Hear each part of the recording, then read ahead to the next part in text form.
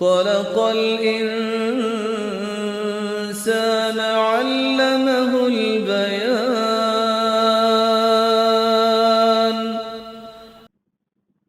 نحمده ونصلي على رسوله الكريم، أما بعد، فأعوذ بالله من الشيطان الرجيم. بسم الله الرحمن الرحيم. رب اشرح لي صدري ويسر لي أمري واحلل عقدة من لساني يفقهوا قولي. ترجمہ: واتقوا، اور بچو، ڈرو، یومن، اس دن سے، ترجعون، تم لوٹائے جاؤ گے، فیہ، اس میں، الی اللہ، اللہ کی طرف، ثم، پھر، توفی، پورا کر کے دیا جائے گا، کل نفس، ہر شخص کو، ما کسبت، جو اس نے کمائی کی ہوگی، وہم، اور وہ، لا یظلمون، ظلم نہ کیے جائیں گے۔ بسم اللہ الرحمن الرحیم۔ یا ایہا الذین آمنوا، اے لوگو جو ایمان لائے ہو، اذا، جب، تداینتم، تم ایک دوسرے کو قرض دو، باہم قرض کا لین دین کرو، بدین، قرض کا، الا، تک، اجل، وقت، مسمن، طے شدہ، مقرر، فاکتبوہ، تو لکھ لیا کرو اس کو، ولیکتب، اور چاہیے کہ لکھے، بینکم، تمہارے درمیان، کاتبن، لکھنے والا، بالعدل، ساتھ عدل کے، انصاف کے، ولا، اور نہ، یأبا، انکار کرے، کاتبن، لکھنے والا، ان یکتبا، کہ وہ لکھے، کما، جیسا کہ، علمہ، سکھایا اس کو، اللہ، اللہ تعالی نے، فلیکتب، فا، پس، لا، چاہیے، یکتب، وہ لکھے، پس چاہیے کہ وہ لکھے، ولیملل، و، اور، لا، چاہیے کہ، یملل، املا کرائے، ڈکٹیٹ کرائے، الذی، وہ شخص، علیہ، جس پر، الحق، حق ہے، بریکٹ میں لکھیے مقروض، ولیتق اللہ، اور چاہیے کہ ڈرے اللہ سے، ربہ، جو رب ہے اس کا، ولا، اور نہ، یبخس، کمی کرے، منہ، اس میں سے، شیئا، کسی چیز کی، فإن کان، پھر اگر ہو، الذی، وہ شخص، علیہ، اوپر اس کے، الحق، حق ہے، یعنی مقروض، سفیہن، بے وقوف، کم عقل، او، یا، ضعیفن، کمزور، او، یا، لا یستطیع، نہیں وہ استطاعت رکھتا، ان، کہ، یمل، وہ املا کرائے، ہوا، وہ،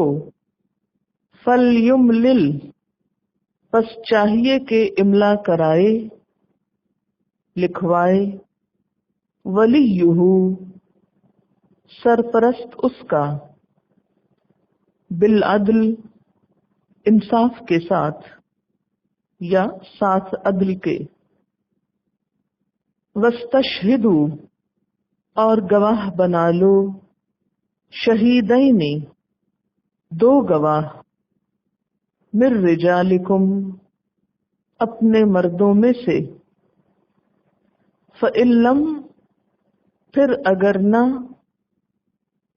یکونا وہ دو ہوں، رجلینی دو مرد، فرجل تو ایک مرد، وامرأتانی اور دو عورتیں، ممن اس میں سے جو، تردونا تم پسند کرتے ہو، من الشہداء گواہوں میں سے، ان تاکہ اگر، یہ کہ مبادہ، تدل بھول جائے، احداہما ان دونوں میں سے ایک، فتذکرہ تو یاد دہانی کرا دے، احداہما ان دونوں میں سے ایک، الاخری دوسری کو، ولا اور نہ، یأبا انکار کریں، الشہداء گواہ، اذا جب، ما جو، دعو وہ بلائے جائیں، ولا اور نہ، تسأمو تم سستی کرو، تم تھکو، ان کہ تکتبوہ تم لکھو اس کو، صغیرن چھوٹا ہو، او یا کبیرن بڑا ہو، الا تک، اجلہ اس کی میعاد کے، مدت کے، ذالکم یہ بات، اقسط زیادہ انصاف والی ہے، عند اللہ اللہ کے نزدیک، واقوم اور زیادہ قائم ہے، درست ہے، للشہادتی گواہی کے لیے، وادنا اور زیادہ قریب ہے، اللہ کہنا، ترتابو تم شک میں مبتلا ہو، الا مگر، ان کہ تکونا ہو، تجارتن کوئی تجارت، حاضرتن دست بدست، حاضر، تدیرونہا تم لین دین کرتے ہو اس کا، بینکم آپس میں، فلیسا تو نہیں ہے، علیکم تم پر، جناح کوئی گناہ، اللہ کہنا، تکتبوہا تم لکھو اس کو، واشہدوا اور گواہ بنا لو، اذا جب، تبایعتم باہم خرید و فروخت کرو تم، ولا اور نہ، یدار ضرر پہنچایا جائے، نقصان دیا جائے، کاتبن کاتب کو، لکھنے والے کو، ولا شہید اور نہ گواہ کو، وَإِن اور اگر، تفعلوا تم کرو گے، فَإِنَّهُ تو بے شک وہ، فسوق गुनाह है, बिकुम साथ तुम्हारे, वत्तकुल्लाह और डरो अल्लाह से, वयुअल्लिमुकुमुल्लाह और सिखा देगा तुमको अल्लाह, वल्लाहु और अल्लाह, बिकुल्लि शैइन साथ हर चीज के, अलीम जानने वाला है। तफसीर। वत्तकू यौमन और डरो उस दिन से, कौन सा दिन, तुरजाऊन फीही इलल्लाह जिसमें तुम अल्लाह की तरफ लौटाए जाओगे, यानी क़यामत का दिन। कैसा है वो दिन कि सुम्मा तुवफ़्फ़ा कुल्लु नफ्सिम मा कसबत, जो पूरा करके दिया जाएगा हर शख्स को जो उसने कमाया, यानी दुनिया में जो भी नेकी उसने कमाई, क़यामत के दिन उसका सिला उसको पूरा पूरा लौटा दिया जाएगा। इसी तरह दुनिया में जो गुनाह उसने कमाया, क़यामत के दिन उसकी पूरी सजा उसको दी जाएगी। वहुम ला युज़लमून और वो जुल्म न किए जाएंगे, यानी उन पर किसी किस्म का जुल्म न होगा। या अय्युहल्लज़ीना आमनू, ऐ लोगो जो ईमान लाए हो, इज़ा तदायनतुम बिदैनिन, जब तुम आपस में कर्ज का लेन देन करो, इला अजलिम मुसम्मा किसी मुकर्रर मुद्दत के लिए, फक्तुबूहु तो उसको लिख लिया करो। ये आयत दैन कहलाती है और कुरान पाक की सबसे तवील आयत है। इससे पहले आयतुल कुर्सी गुजरी थी, वो आयत सबसे बड़ी आयत है। बड़ी से मुराद वहां रुतबे के एतबार से, मानी के एतबार से,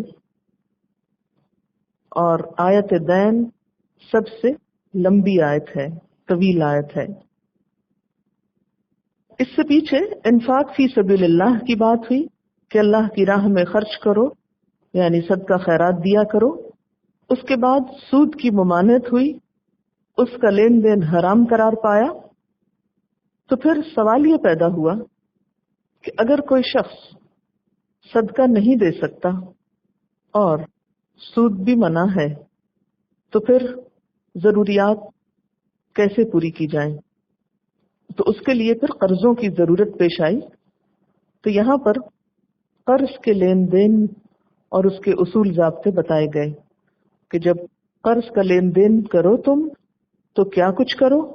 नंबर 1 ये कि उसे लिख लिया करो। ये हुक्म जो है मुस्तहब है, यानी लिखना पसंदीदा है, वाजिब नहीं, लाजिम नहीं। अगर मामला दो ऐसे लोगों के दरमियान है जिनका आपस में एक दूसरे पर एतमाद है और इस बात का खदशा नहीं कि एक दूसरे को धोखा देंगे, तो ऐसी सूरत में अगर कोई नहीं भी लिखता या कोई एक उनमें से याद दहानी के लिए अपने पास लिख लेता है तो भी काफी है। हाँ, जहां झगड़े का अंदेशा हो, बाहम निज़ाह का खदशा हो, तो फिर उस सूरत में कर्ज का लेन देन लिख कर करना चाहिए। यहाँ कर्ज के लिए लफ्ज दैन इस्तेमाल हुआ है, जबकि कर्ज भी अरबी का ही लफ्ज है। तो फर्क क्या है? दैन में वक्त और अजल को दखल होता है, यानी दैन मुकर्रा वक्त के लिए होता है कर्ज ही, लेकिन उसमें क्या शर्त होती है कि उसमें वक्त मुकर्रर किया जाता है, जबकि कर्जे में ऐसा नहीं होता। मसलन एक शख्स दूसरे से कोई चीज उधार लेता है, कुछ पैसे उधार लेता है, तो कहता है मुझे दे दो 10 रुपए, मैं तुम्हें दे दूंगा, और उसमें कोई ये तहदीद नहीं होती कि आज दूंगा या कल दूंगा या कब दूंगा, तो ये चीज कर्ज है। लेकिन अगर उसमें ये हो कि कल इसी वक्त दे दूंगा, तो ये क्या हो जाएगा? दैन हो जाएगा। तो ऐ लोगो जो ईमान लाए हो, जब तुम बाहम कर्ज का लेन देन करो वक्त मुकर्रर तक के लिए, तो उसको लिख लिया करो। और लिखने का हुक्म किस लिए है? ताकि बाहम झगड़ा ना हो, बाहम ताल्लुकात खराब ना हो। بہت سے لوگ مالی معاملات میں پہلے تساہل برتتے ہیں. تساہل کا کیا معنی؟ سستی. اچھا کوئی بات نہیں، کون سی بے اعتمادی کی بات ہے، یا اندھا اعتماد کرتے ہیں، اور بعد میں بڑے بڑے اچھے تعلقات، باہم دوستیاں ختم ہو کر رہ جاتی ہیں جب ایسے اعتماد ٹوٹتے ہیں. تو اللہ تعالیٰ نے جو حکم ہم کو دیے ہیں وہ ہماری ہی بھلائی کے لیے ہیں. بسا اوقات لین دین کرتے وقت تو بہت محبت کا اظہار کیا جاتا ہے، لیکن جب ایک شخص دوسرے کی بات پہ پورا نہیں اترتا یا مثلاً قرض نہیں لوٹاتا تو دوسرے کی عزت لوٹنے اور دوسرے کو بدنام کرنے اور اس کو ستانے میں بھی کوئی کسر اٹھا نہیں رکھی جاتی. تو بعد کی ایسی بدمزگیوں اور تعلقات کی خرابیوں سے بچنے کے لیے کیا ضروری ہے کہ وقت کے تعین کے ساتھ قرض لکھا جائے. اب لکھنے کا طریقہ بتایا گیا. وَلْيَكْتُبْ، اور چاہیے کہ لکھے، بینکم، تمہارے درمیان. تمہارے سے مراد یہاں کون ہے؟ قرض لینے اور دینے والے کے درمیان. کاتبن، لکھنے والا، بالعدل، انصاف کے ساتھ. یعنی کاتب کو کسی کی طرفداری نہیں کرنی چاہیے، اسے پروفیشنلی اپنا کام کر دینا چاہیے.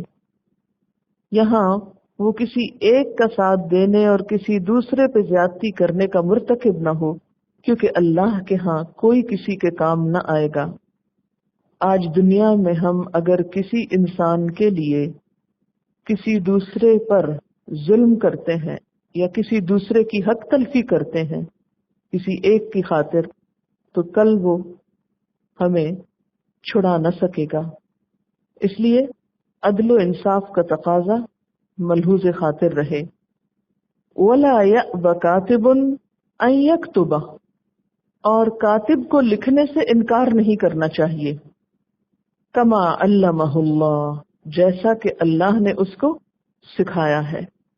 لکھنا اور لکھنے کی صلاحیت کا ہونا اللہ کی ایک بہت بڑی نعمت ہے. اس نعمت کا شکر ادا کرنا چاہیے، اس کا حق ادا کرنا چاہیے. اور وہ کیسے؟ کہ جب کوئی انسان اس چیز کا ضرورت مند ہو تو اس کی ضرورت کو پورا کر دیا جائے. اور پھر خاص طور پر یہ جو بات کی گئی کہ علمہ اللہ، جیسے اللہ نے اس کو علم دیا ہے. اس سے ایک بات یہ بھی پتہ چلتی ہے کہ فن کتابت کی اصل اللہ تعالیٰ کی طرف لوٹتی. یہ علم اس نے بندوں پر ایک طرح سے الہام کیا ہے، یہ اسی کی دی ہوئی ایک صلاحیت ہے جسے بندے استعمال کرتے ہیں. اس لیے اگر کسی کو لکھنا آتا ہے، لکھنے کا ماہر ہے، کیونکہ ہر شخص کے پاس یہ صلاحیت نہیں ہوتی، تو اسے اس پر کوئی ناز نہیں ہونا چاہیے، کوئی تکبر نہیں ہونا چاہیے، بلکہ اسے اس پر شکر گزار ہونا چاہیے کہ اللہ تعالیٰ نے مجھ پر احسان کیا ہے.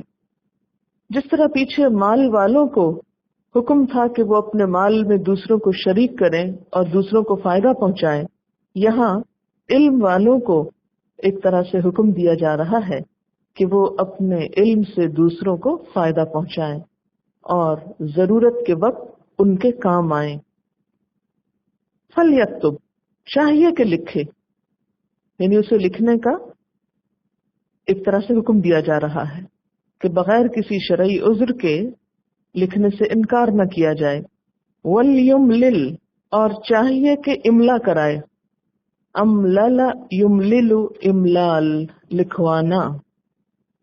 املا یملی، املا بھی کہا گیا ہے. املا کا لفظ اردو میں بھی استعمال ہوتا ہے. کیا معنی ہوتا ہے؟ لکھوانا، ڈکٹیٹ کرانا.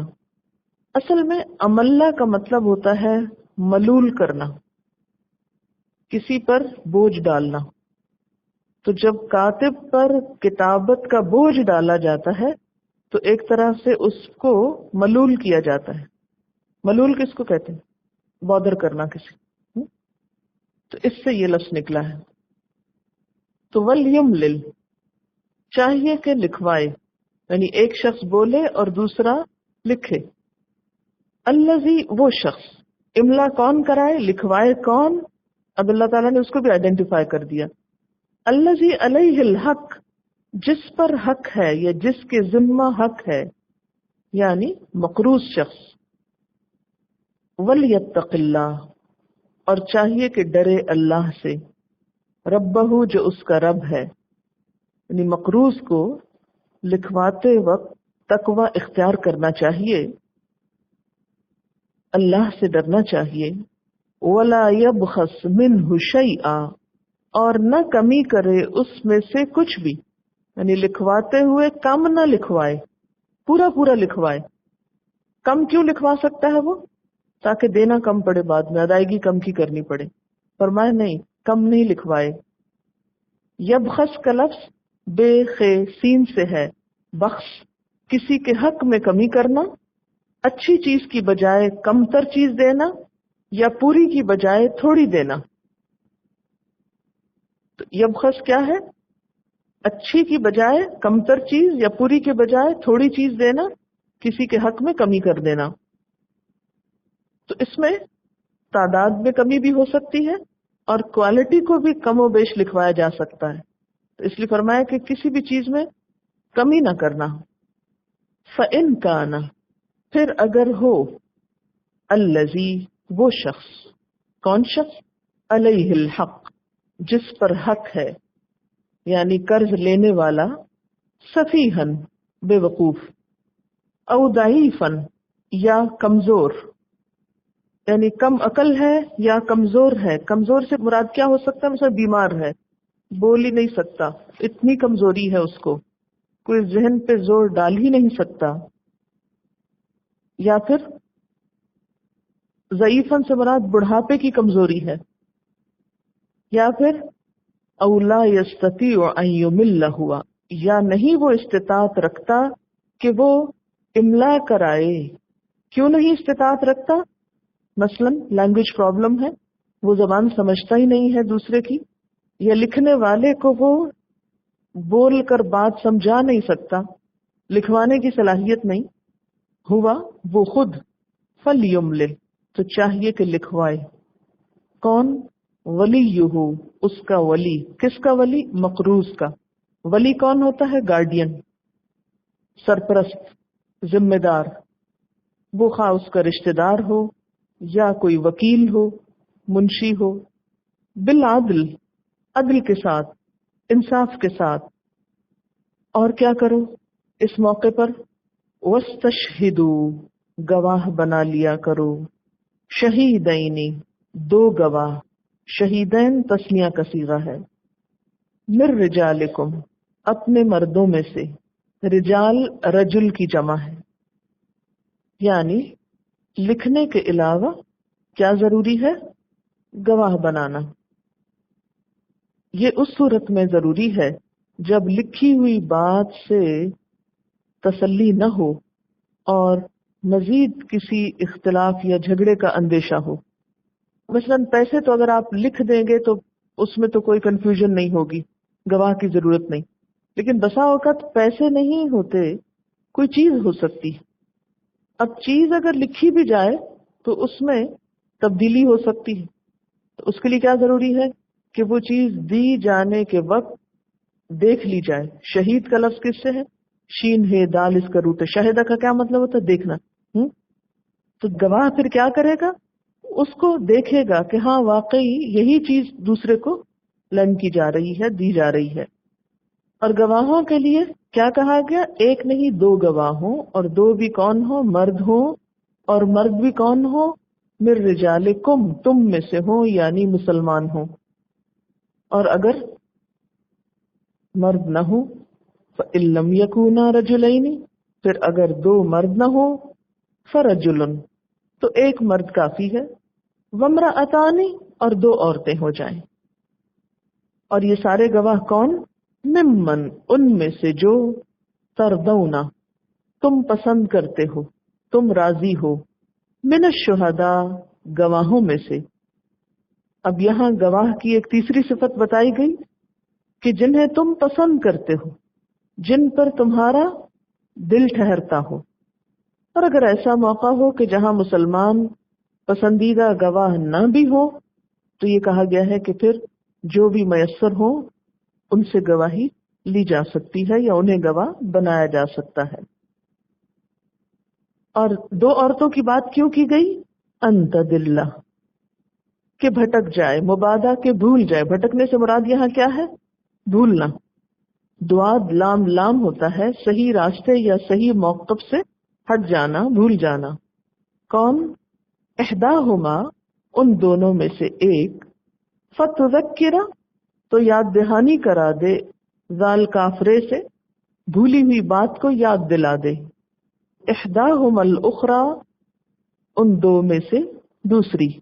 احدا پہلی اور اخری دوسری، یعنی ایک اور بات کیا بتائی گئی کہ اگر دو مرد نہ ہوں تو چونکہ مالی معاملات عموماً مردوں سے متعلق ہوتے ہیں، کاروبار، تجارت، قرضوں کے لین دین میں عام طور پر، عمومی طور پر عورتوں کا معاملہ کم ہوتا ہے یا انٹرسٹ کم ہوتا ہے، تو اس لیے اندیشہ ہے کہ کہیں بھول چوک نہ ہو جائے، کیونکہ جس چیز میں انسان کا انٹرسٹ نہیں ہوتا اس میں انسان پوری توجہ بھی نہیں دیتا، نتیجہ کیا ہوتا ہے؟ بات بھول جاتی ہے۔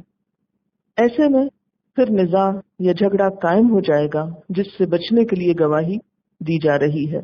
اس لیے کیا حکم ہے کہ دو عورتیں ہو جائیں، دو ایک دوسرے کو سپورٹ کرنے کے لیے، ایک دوسرے کی مدد کے لیے۔ ویسے تو ایک ہی عورت کی گواہی ہوگی، لیکن اگر ایک بھولے گی تو دوسری کو یاد کرانا ہوگا، یعنی دوسری صرف سپورٹ کے لیے ہوگی۔